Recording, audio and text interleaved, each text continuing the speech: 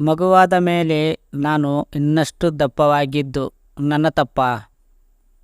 ಮಗುವಾದ ನಂತರ ಪ್ರತಿ ಮಹಿಳೆಯಲ್ಲೂ ಹಲವಾರು ರೀತಿಯ ಬದಲಾವಣೆಗಳಾಗುತ್ತವೆ. ಇದರಿಂದ ಪತಿ ಪತ್ನಿಯರ ನಡುವಿನ ಪ್ರೀತಿ ಕಡಿಮೆಯಾಗುವುದು ಎಷ್ಟರ ಮಟ್ಟಿಗೆ ಸರಿ? ನಾವು ಮದುವೆಯಾದಾಗ ನನ್ನ ಗಂಡ ಮತ್ತು ನಾನು ಇಬ್ಬರು ಅಧಿಕ ತೂಕ ಹೊಂದಿದ್ದೆವು. ಇಬ್ಬರ ತೂಕ ಅಧಿಕವಿದ್ದ ಕಾರಣ ನಮ್ಮ ಸಂಬಂಧದಲ್ಲಿ ಯಾವುದೇ ಸಮಸ್ಯೆಗಳಾಗಿರಲಿಲ್ಲ. ಆದರೆ ನಾನು ತಾಯಿಯಾದ ನಂತರ ನನ್ನ ತೂಕ ಇನ್ನು ಸ್ವಲ್ಪ ಹೆಚ್ಚಾಯಿತು. ಆಗ ನನ್ನ ಪತಿ ಡೇಟ್ ಮಾಡುವ ಮೂಲಕ ಜೀವನ ಶೈಲಿಯನ್ನು ಬದಲಾಯಿಸಿ ಸ್ವಲ್ಪ ತೂಕ ಇಳಿಸಿಕೊಂಡರು. ಆಗಿನಿಂದ ನಮ್ಮ ನಡುವೆ ಸಮಸ್ಯೆ ಶುರುವಾಯಿತು.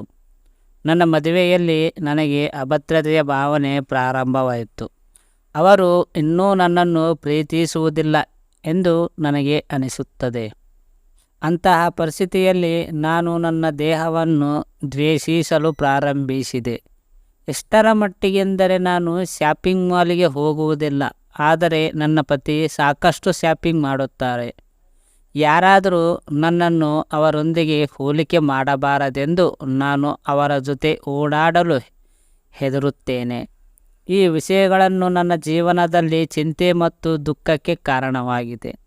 ಅನೇಕ ಜನರು ತಮ್ಮ ಮದುವೆಯಲ್ಲಿ ಇಂತಹ ಸಮಸ್ಯೆಗಳನ್ನು ಎದುರಿಸುತ್ತಾರೆ. ಅಂತಹ ಪರಿಸ್ಥಿತಿಯಲ್ಲಿ ಅದರ ಪರಿಹಾರಕ್ಕಾಗಿ ಕೆಲವು ವಿಷಯಗಳನ್ನು ಕಂಡುಹಿಡಿಯುವುದು ಬಹಳ ಮುಖ್ಯ. ಉದಾಹರಣೆಗೆ, ನಿಮ್ಮ ಅಭದ್ರತೆಯ ಬಗ್ಗೆ ನಿಮ್ಮ ಪತಿಯೊಂದಿಗೆ ಮಾತನಾಡಲು ನೀವು ಆರಾಮದಾಯಕವಾಗಿದ್ದೀರಾ? ನೀವಿಬ್ಬರು ಒಟ್ಟಿಗೆ ಇರುವಾಗ ನಿಮಗೆ ಏನನಿಸುತ್ತದೆ? ನಿಮ್ಮ ಪತಿಯೊಂದಿಗೆ ಅಭದ್ರತೆಗೆ ಬಗ್ಗೆ ನೀವು ಎಂದೆಂದರೂ ಚರ್ಚಿಸಿದ್ದೀರಾ?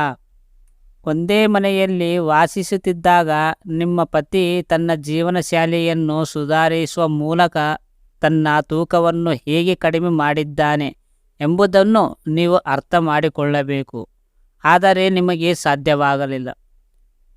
ಕೆಲವೊಮ್ಮೆ ವೈಫಲ್ಯದ ಭಯದಿಂದ ಪ್ರಯತ್ನದಿಂದ ದೂರ ಸರಿಯುತ್ತೇವೆ.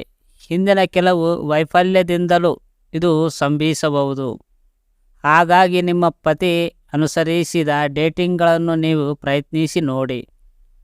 ನಾವು ಸಾಮಾನ್ಯವಾಗಿ ನಮ್ಮಂತೆಯೇ ಇರುವ ವಸ್ತುಗಳು ಮತ್ತು ಜನರತ್ತ ಆಕರ್ಷಿತರಾಗಿರುತ್ತೇವೆ.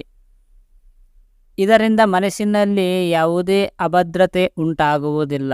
ಆದರೆ ನೀವು ಹೇಳಿದಂತೆ ನಿಮ್ಮ ಪತಿ ತೂಕ ಕಳೆದುಕೊಂಡಿದ್ದಾರೆ. ಹಾಗಾಗಿ ನಿಮ್ಮಲ್ಲಿ ಅಸುರಕ್ಷಿತ ಭಾವನೆ ತುಂಬ ಸಾಮಾನ್ಯವಾಗಿದೆ. ಜನರು ಏನು ಹೇಳುತ್ತಾರೆಂದು ಗಮನ ಕೊಡಬೇಡಿ. ನಿಮ್ಮ ಗಂಡನ ತೂಕ ನಷ್ಟವು ನಿಮ್ಮ ಬಗ್ಗೆ ಅಸಡ್ಡೆ ಉಂಟು ಮಾಡಬಹುದು. ಖಿನ್ನತೆ ಮತ್ತು ಆತಂಕದ ಭಾವನೆಗಳು ಸಹ ತುಂಬ ಸಾಮಾನ್ಯ.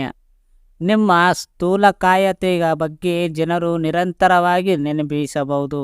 ಆದರೆ ಇತರರು ಏನು ಹೇಳುತ್ತಾರೆಂದು ಲೆಕ್ಕಿಸದೆಯೇ ನೀವು ಏಕೆ ತೂಕವನ್ನು ಕಳೆದುಕೊಳ್ಳಲು ಸಾಧ್ಯವಾಗುತ್ತಿಲ್ಲ ಎಂಬುದನ್ನು ಕಂಡುಹಿಡಿಯಲು ಪ್ರಯತ್ನಿಸಿ ಎಂದು ನಾನು ಸಲಹೆ ನೀಡುತ್ತೇನೆ. ಪತಿಯೊಂದಿಗೆ ಮುಕ್ತವಾಗಿ ಮಾತನಾಡಿ. ಜನರು ನಿಮ್ಮನ್ನು ನಿಮ್ಮ ಪತಿಯೊಂದಿಗೆ ಹೋಲಿಸುತ್ತಾರೆ ಎಂದು ನೀವು ಹೆದರುತ್ತಿದ್ದಾರೆ. ಅದರ ಬಗ್ಗೆ ನಿಮ್ಮ ಪತಿಯೊಂದಿಗೆ ಮುಕ್ತವಾಗಿ ಮಾತನಾಡಿ. ಈ ಬಗ್ಗೆ ನೀವಿಬ್ಬರೂ ಚರ್ಚಿಸಬೇಕು.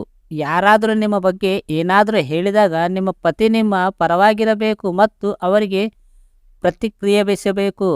ಪ್ರೀತಿಗೆ ಗಾತ್ರ ಮತ್ತು ಆಕಾರ ಅಗತ್ಯವಿಲ್ಲ. ಯಾಕೆ ನೀವು ಹೇಗೆ ಕಾಣುತ್ತೀರಿ ಅಥವಾ ನಿಮ್ಮ ಗಾತ್ರ ಏನು ಎಂಬುದು ಮುಖ್ಯವಲ್ಲ. ಜಗತ್ತು ನಿಮಗೆ ಬೇರೆಯದೇ ಅನಿಸಿದರೂ ನೀವು ಪ್ರೀತಿಗೆ ಅರ್ಹರು. ನಿಮ್ಮ ಸಂಬಂಧದಲ್ಲಿ ನೀವು ಪ್ರೀತಿಯನ್ನು ಅನುಭವಿಸುತ್ತಿದ್ದರೆ ನೀವು ಅದರ ಬಗ್ಗೆ ನಿಮ್ಮ ಪತಿಯೊಂದಿಗೆ ನೇರವಾಗಿ ಮಾತನಾಡಿ. ಯಾಕೆ ನೀವು ಈ ಥರ ಮಾಡ್ತಾ ಇದ್ದೀರಾ? ನೀವು ಅರ್ಥ ಮಾಡಿಕೊಳ್ಳಿ ನನ್ನ ಮಾತುಗಳನ್ನು. ಇದು ಪೂರ್ತಿಯಾಗಿ ಕೇಳಿದ ಪ್ರತಿಯೊಬ್ಬರಿಗೆ ಧನ್ಯವಾದಗಳು. Thank you so much.